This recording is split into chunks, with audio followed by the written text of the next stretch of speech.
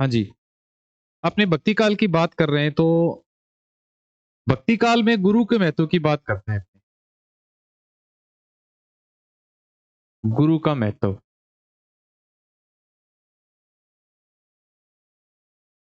अपने बात करते हैं भक्ति काल की। तो भक्ति काल में देखें और आज के प्रसंग में देखें, आज के समय में देखें या फिर भक्ति काल के संबंध में देखें, तो क्या भक्ति काल, क्या आदि काल, क्या रीति काल, क्या आधुनिक काल में अब का जो समय है, यहां तक गुरु का महत्व कभी कम नहीं हुआ है। गुरु का महत्व कभी कम नहीं हुआ है। अगर बात करें गुरु के महत्व की, तो अपने कबीरदास जी को, अपने मलिक मोहम्मद जायसी को, अपने तुलसीदास जी को, अपने सूरदास जी को क्यों जानते हैं? पहले उनको पढ़ते हैं तो पहले पहले उनको उनके गुरु का नाम याद करते हैं कि गुरु कौन थे उनके। जैसे कबीरदास जी से याद करते हैं तो कबीरदास जी से पहले उनके गुरु का नाम लिया जाता है कि उनके गुरु कौन थे। स्मरण ऐसे मान लो कि बहुत अच्छे तरीके से उनका स्मरण किया जाता है। गुरु कौन थे? जैसे रामानंद जी के बारे में याद किया जाता है। मलिक मोहम्मद जायसी पढ़ते हैं तो जायसी से पहले गुरु को याद करते हैं कि हाँ भाई सैयद अशरफ या शेख बुरहान इनके गुरु थे।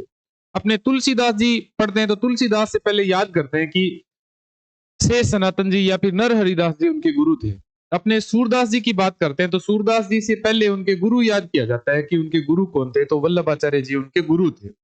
तो कहने का तात्पर्य है कि क्या भक्ति काल, क्या वर्तमान में, यदि देखो गुरु को जो महत्व है, गुरु की जो प्रतिष्ठा है वो हमेशा से सर्वोपरि रहेगी।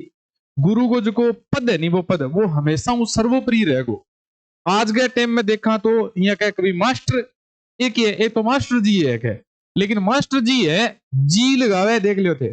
मास्टर के आगे के लगाने लग रहे जी लगावे कि नहीं, नॉर्मल देख लियो बिना आपने कोई मतलब को नहीं, आपने सके बिंगी कोई जानकारी को नहीं, लेकिन फिर भी यहाँ को नहीं थे कौन हो थे के काम करो तो मैं यहाँ बता दूंगा मैं टीचर हूँ। अच्छा थे मास्टर जी हो के, तो जो को गुरु को पद नहीं वो सदा ही एक महीने में हमेशा हमेशा ही सर्वोपरि रेड है। गुरु को जो पद है, गुरु को जो गुरु की अहमियत है, गुरु की अहमियत सदा सदा चलती होगी, सदा सदा चलती आई है, सदा ही रहेगी, बस सदा ही रही है। जब भी गुरु के बारे में बात करानी तो गुरु को जो पद है वो हमेशा ही सर्वोपरि रेड है। याद रखियो के भक्ति काल, के रीति काल, के आधुनिक काल, कोई भी अपने भारतेंदु याद करते हैं तो भारतेंदु से पहले उनके गुरु को याद किया जाता है कि लोकनाथ जी उनके गुरु थे, शिव प्रसाद सितारे उनके गुरु थे। अपने द्विवेदी काल में बात करें तो मैथिली शरण गुप्त की बात की जाती है, लेकिन मैथिली शरण गुप्त ने भी अपने गुरु का स्मरण किया है। उन्होंने भी महावीर प्रसाद द्विवेदी को गुरु रूप में स्मरण किया है। कहा है कि करते तुलसीदास भी कैसे मानस नाद, यदि महावीर का उन्हें नहीं मिलता प्रसाद। तो यहाँ महावीर प्रसाद द्विवेदी जी ने तो ये कहा था कि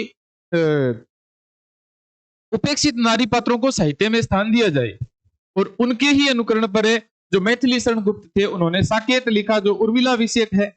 उर्मिला जो उपेक्षित नारी पात्र थे उनको साहित्य में स्थान दिया था, तो मैथिली शरण गुप्त जी ने किनके कहने पर दिया था? तो महावीर प्रसाद द्विवेदी जी के कहने पर दिया था। तो यहाँ कहने का मतलब है कि जो गुरु का पद है वो सदा से ही सर्वश्रेष्ठ रहेगा, न केवल आदि काल में, न केवल भक्ति काल में, भक्ति काल के चारों भागों में, और न केवल अब ही, हमेशा हमेशा से ये पद है ये सर्वोपरि रहेगा जी।